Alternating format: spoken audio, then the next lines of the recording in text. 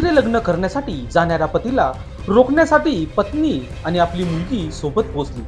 तेव्हा पतीने आपल्या कुटुंबियाच्या मदतीने मला व मुलीला बेदम मारहाण केल्याची घटना घडली आहे. दरम्यान परिसरातील नागरिकांनी मारहाणीचा व्हिडिओ बनवला आहे. पती व सासरच्या मंडळीने केलेल्या मारहाणीत पीडित महिला गंभीर जखमी झाली आहे. पीडित महिलेला त्यांच्या नातेवाईकांनी शासकीय रुग्णालयात दाखल करून पोलीस ठाण्यात तक्रार दाखल केली आहे. हे प्रकरण नाशिक रोड पोलीस ठाण्याच्या हद्दीतील दिशा अपार्टमेंट फ्लॅट नंबर 10 सद्गुरू नगर शनी मंदिराच्या मागे जलरोड येथील आहे. पीडित महिलेने सांगितले, माझे लग्न 2007 साली झाले असून 2008 मध्ये एक मुलगी झाली. मात्र सासरच्या कुटुंबियांना मुलगा हवा होता म्हणून माझ्यावर व माझ्या मुलीवर गेली 15 वर्षांपासून सासरच्या मंडळीकडून अन्याय अत्याचार करून घटस्फोट घेण्यासाठी दबाव टाकत होते.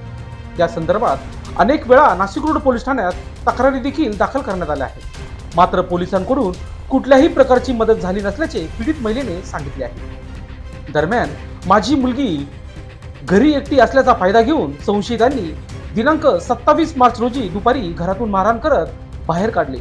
हा संपूर्ण प्रकार सुरू असताना मुलीच्या आईला समजल्यावर मी बिल्डिंगच्या पार्किंगमध्ये शिरताच माझ्यावर हल्ला केला व मी खाली पडले असता माझा गळा दाबून मारून टाकण्याचा प्रयत्न करू लागले.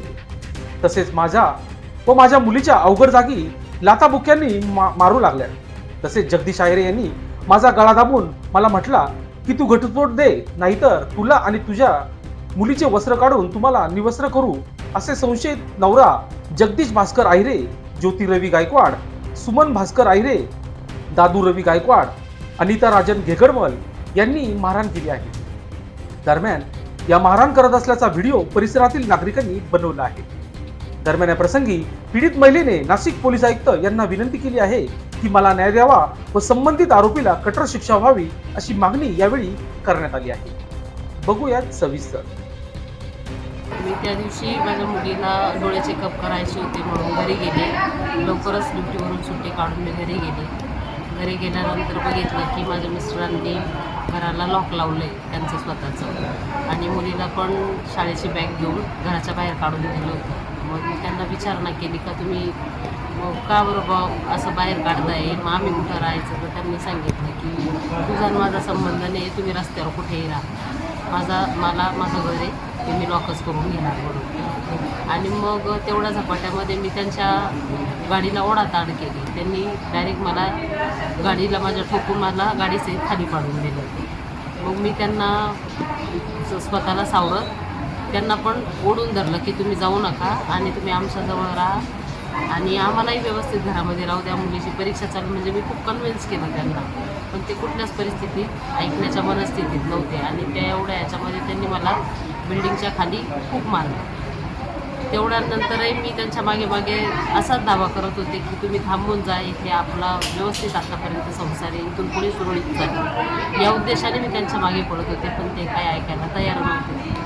आणि नंतर मग त्यांच्या बहीण आणि तिचा भाचा, दोघी बहिणी आणि माझा भाचा, एवढे सगळे लोक त्यांनी फोन करून बोलून घेतले. भाच्याचे काही 2-4 मित्र पण होते.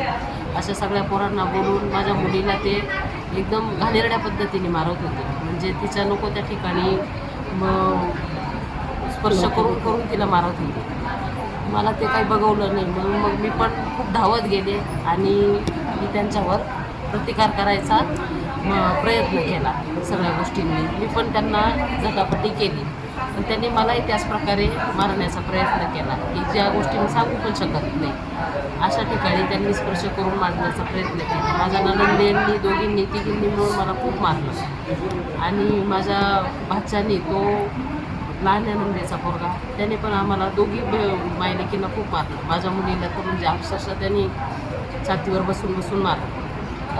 या संदर्भात आपण काही पोलीस स्टेशनला तक्रार केलेली का? पोलीस स्टेशनला मी तक्रार केलेली आहे, परंतु पोलिसांकडनं मला म्हणावा तसा प्रतिसाद नाही मिळालेला. मी यापूर्वी 2 दिवसापूर्वी पोलिसांमध्ये जाऊन तक्रार केली होती की मला असं नाही असा त्रास होतो आहे, माझ्या मिस्टरांकडनं मला घरातून बाहेर काढण्याचे प्रयत्न होत आहे, माझ्या नणंदेंकडनं मला खूप भांडून तंडून खूप त्रास दिला जातो आहे, तर तुम्ही प्लीज माझी तक्रार घ्या. पण पोलिसांनी सांगितलं मला की नवरा बायकोच्या भांडणात आम्ही काही बोलू शकत नाही, आणि असं म्हणून त्यांनी मला परत घरी पाठवून दिलं. पोलीस आयुक्तांना काय आवाहन करणार आपण? पोलीस आयुक्तांना मी इतकंच आवाहन करू इच्छिते की कुठल्याही नवरा बायकोचं जरी भांडण असेल तर त्या परिस्थितीचं गांभीर्य लक्षात घेता जनतेला सहकार्य करा. लोकशास्त्र न्यूजसाठी विशेष प्रतिनिधी नाशिक रोड.